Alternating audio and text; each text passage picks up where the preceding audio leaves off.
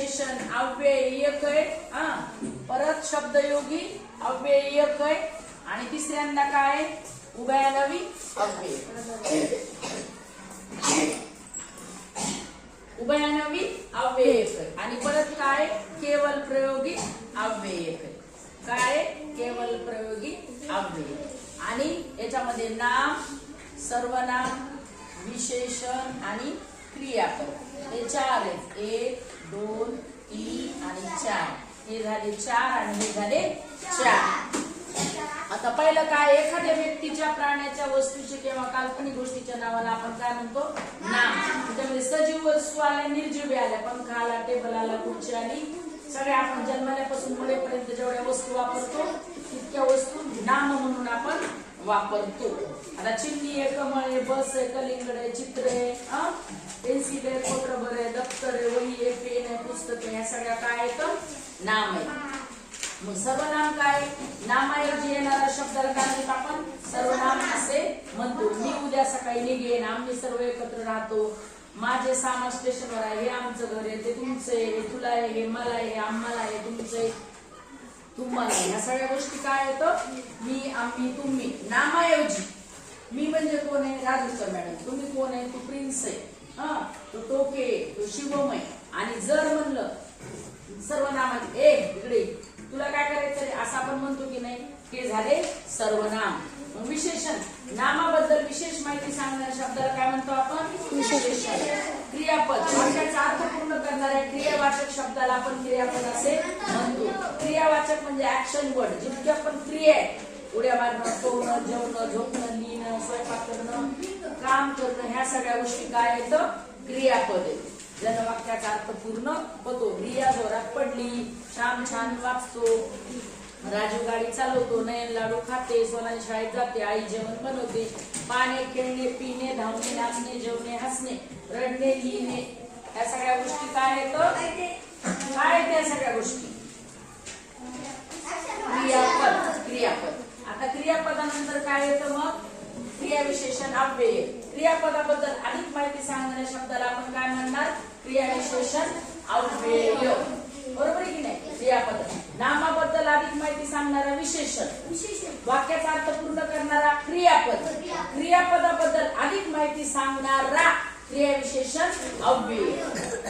श्याम गाणे गातो, पण श्याम खूपच छान गाणे गातो, हे जे छान खूपच लागलं हे काय क्रियाविशेषण अव्यय. गातो पण कसा गातो, मंजूळ गातो, भसाड्या आवाजात गातो, नाही ते सगळ्या गोष्टी सांगायचं म्हणजे काय क्रियाविशेषण अव्यय.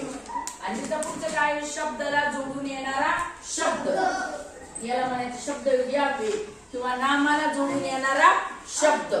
मग उभयानवी अव्यय दोन वस्तू दोन वाक्य किंवा दोन शब्द यांना जोडणाऱ्या शब्दाला आपण काय म्हणतो उभयानवी अव्यय.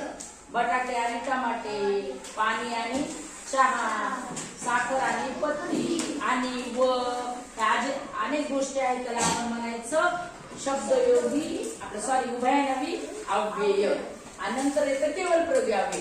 केवल प्रयोगी अव्यय म्हणजे आपल्या भावना, इमोशन्स, आपण जन्मल्यापासून मरेपर्यंत ज्या ज्या भावना आश्चर्य, दुःख, आनंद, रुसणं, फुगणं, भीणं, बरोबर की नाही, भीतीने थरथर कापणं, ह्या ज्या गोष्टी आहेत केवल प्रयोगी अव्यय मध्ये.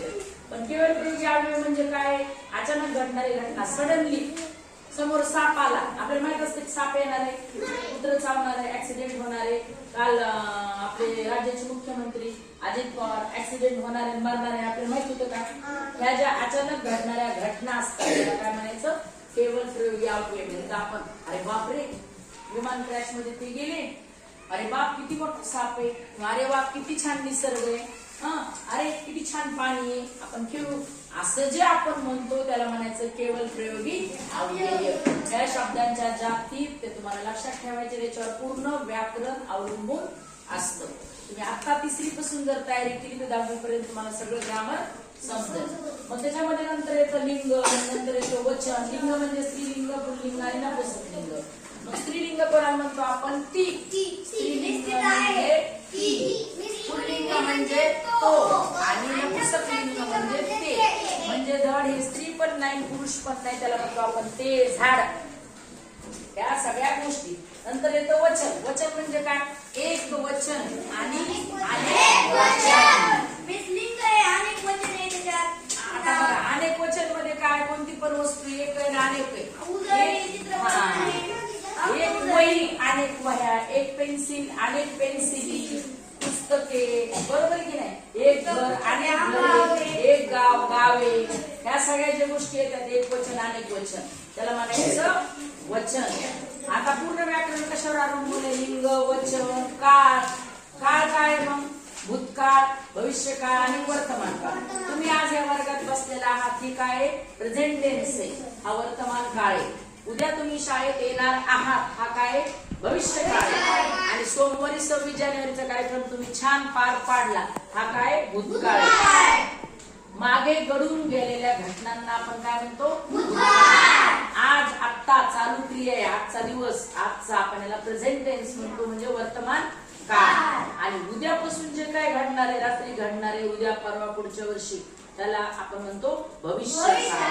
हे काळाचे 3 मुख्य प्रकार आहेत. आणि मग त्या मुख्य प्रकारचे प्रत्येक 4 प्रकार होतात आणि 12 असे काळाचे प्रकार आहेत. यालाच म्हणायचं ग्रामर, व्याकरण. जर तुम्ही मराठीत शब्दांच्या जाती म्हणलात, इंग्लिश मध्ये पार्ट ऑफ स्पीच येईल. तुम्ही जर मराठीमध्ये काळ म्हणलात तर इंग्लिश मध्ये टेन्स येईल. तुम्ही जर इथं वचन म्हणलात तिकडे नंबर येईल. इकडे तुम्ही जर म्हणला स्त्रीलिंग, पुल्लिंग, पुस्लिंग, तिकडे काय? जेंडर वेगवेगळेचे, बरोबर की नाही? फेमिनाईन, जेंडर, या सगळ्या गोष्टी त्याच्यामध्ये येतील. नाउन, प्रोनाउन, ऑब्जेक्ट काय? Adjective, verb, adverb, conjunction, preposition, या सगळ्या गोष्टी. म्हणजे भाषा बदलली तर फक्त त्याचं नाव बदलते, पण ग्रामर कधीही बदलत नाही. हिंदीमध्ये तेच, इंग्लिशमध्ये तेच आणि मराठीमध्ये तेच. तुम्ही फक्त समजून घेण्याची गरज असते. हिंदीमध्ये आपण त्याला नाम म्हणू, मराठीमध्ये पण नाम म्हणू आणि इंग्लिशमध्ये नाऊन म्हणू. मग कोणताही टीचर शिकवताना काळजीपूर्वक व्याकरण ऐकायचं, शिकायचं, समजून घ्यायचं, म्हणजे तुम्हाला 12वी पर्यंत ग्रामर मध्ये अडचण येणार नाही. आता आपल्या चॅप्टर मध्ये तुम्हाला मी लिंग, वचन, सगळ्या गोष्टीपर्यंत आपण आलो. कथालेखन, अंक उजळणी, या सगळ्या गोष्टी तुम्हाला माहित आहेत. विशेषण शिकलो आपण, आता क्रियापद शिकलो, लिंग शिकलो, वचन शिकलो, बरोबर आहे की नाही? या सगळ्या गोष्टी आपलं पूर्ण ग्रामर झालेलं आहे. सगळ्यांनी हे ग्रामरचं बुक कम्प्लीट करायचंय. ज्यांना येत नाही ते मला विचारा, पेन्सिलनं सोडवा. म्हणजे जर आपलं काही चुकलं तर आपल्याला इरेज करता येतं. आणि आपल्या मराठीच्या बुक मध्ये जे प्रश्न उत्तर आहेत त्यात तुम्हाला रिकाम्या जागा दिल्यात ते सोडवा.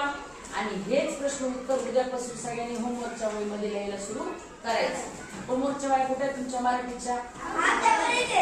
मग आता सेकंड टर्म मधले सगळे चॅप्टरचे प्रश्न उत्तर तुम्ही लिहायला सुरू करायचे. मी रोज 2-2 टाकणार तुम्हाला आजपासून सेकंड टर्म मध्ये.